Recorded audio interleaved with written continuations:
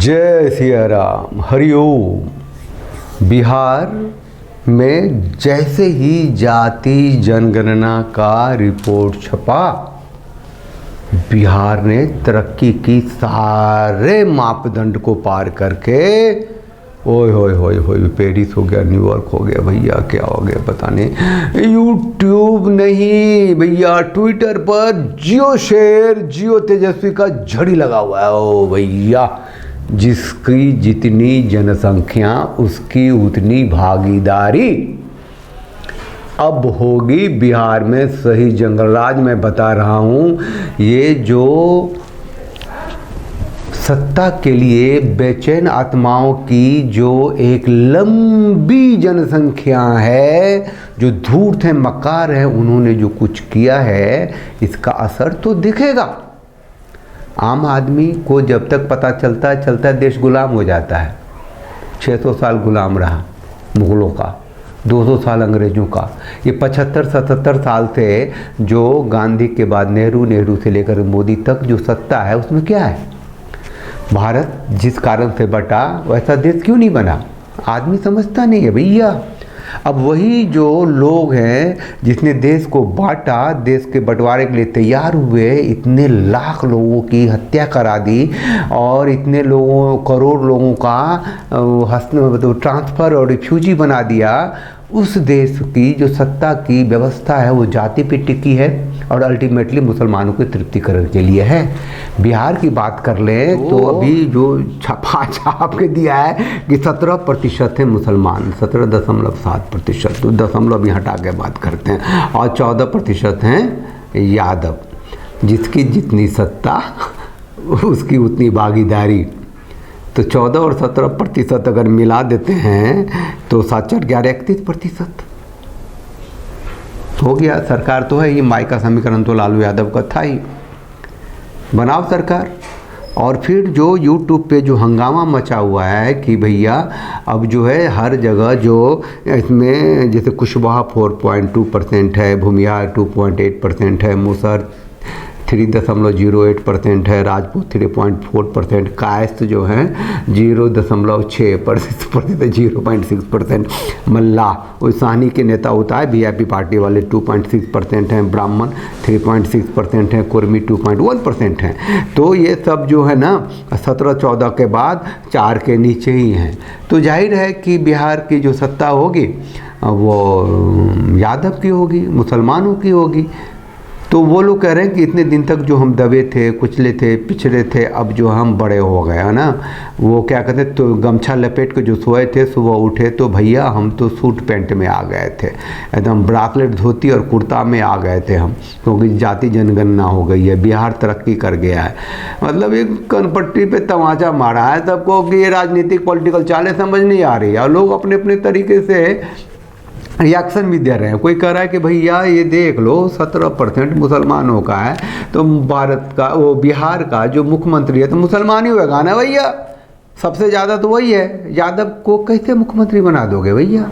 उप मुख्यमंत्री बनो तेजस्वी यादव। भारतीय जनता पार्टी को भी लोग सीख दे रहे हैं ट्विटर पर के भारतीय जनता पार्टी वाला भैया नवाज हुसैन को बनाओ मुख्यमंत्री बिहार का, उसका नाम घोषणा करो, मुसलमान है तो उसको वोट बहुत मिलेगा, और उसके घर वाली जो है वो हिंदू है, उसको उप मुख्यमंत्री बनाओ, है ना।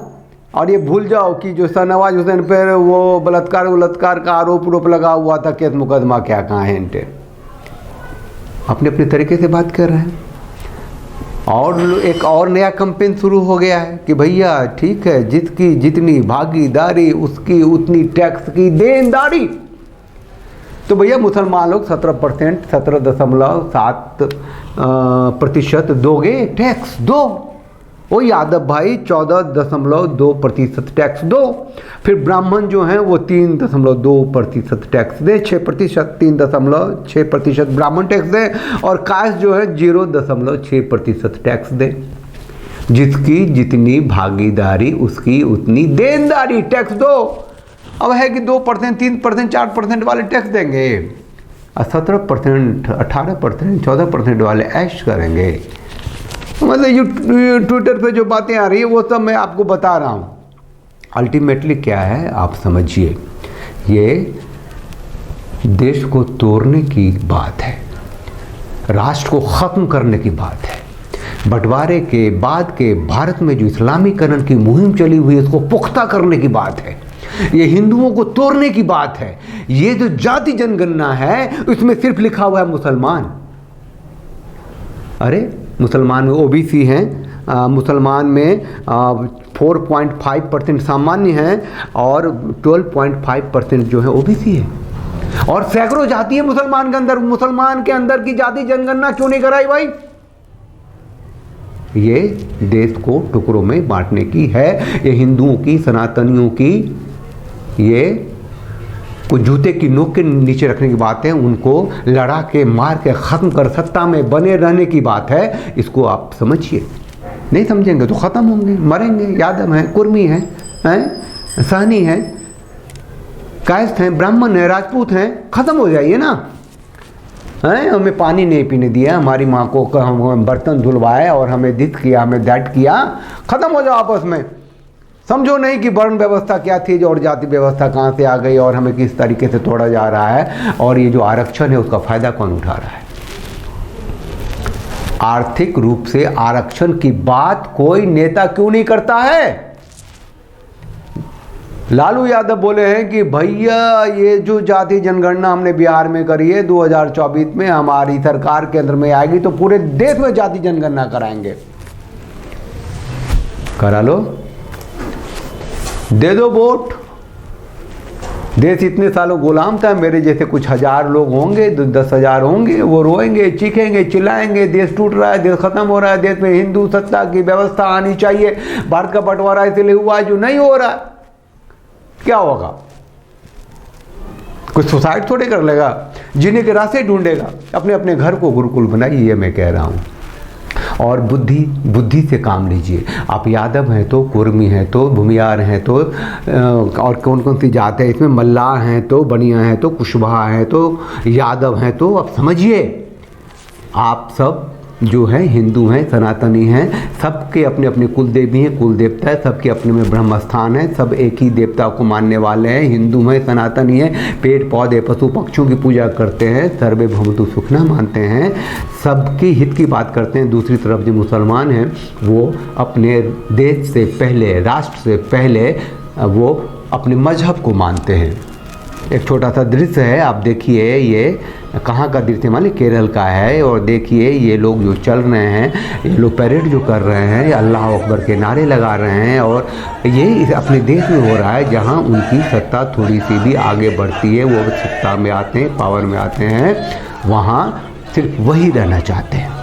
इतनी बुद्धि तो अब तो हर एक तक पहुँच गई होगी ना, कि जब बंटवारा हुआ था भारत का तो पाकिस्तान में 23% थे गैर मुस्लिम हिंदू सिख, आज कुछ लाख रह गए। ज़मीन खा गई इन हिंदुओं को, आसमान खा गई, या सब के सब कन्वर्ट हो गए ज़बरदस्ती। 14 साल 15 साल की लड़कियों को खींच के लाते हैं हिंदुओं के घर की बेटियों को पाकिस्तान में, उसे कलमा पढ़ाते हैं, उसे निकाह करते हैं, उसे मुसलमान बनाते हैं। यहाँ हिंदुओं की लड़कियों का वो शोषण करते हैं, उससे ईमान में लाते हैं, उसके साथ निकाह करते हैं। वहाँ ऊपर जन्नत में 72 हूरें भी सिक्योर होती है। तो जो इस माइंडसेट के लोग हैं उसको आप अपने देश में एक नागरिक की तरह नहीं, मतलब अपने क्या मतलब उसको अपीजमेंट करके उसको अपने साथ मिला के सत्ता में रहने के लिए अपने पैर पे कुल्हाड़ी मार रहे हैं ना। ये यादव मुसलमान का जो कॉम्बिनेशन है जिसको लेकर सत्ता में आए हैं, वो सत्ता का कॉम्बिनेशन है, जीवन का कॉम्बिनेशन नहीं है। वो कोई भी जो मुसलमान है, यादव की जो संस्कृति है, यादव के जो देवता हैं, यादव की जो आचार है, विचार है, संस्कार है, क्या उसको अपनाएंगे? बनना चाहे तो आप बन जाओ, पढ़ लो कलमा, इसमें क्या जाता है। ये देश जो है टूटने के कगार पे है कि बिहार में जाति जनगणना हो रही है और केंद्र में मोदी जी जो हैं वो संतुष्टिकरण से लेकर तृप्तिकरण कर रहे हैं। सब एक ही पेज पे हैं।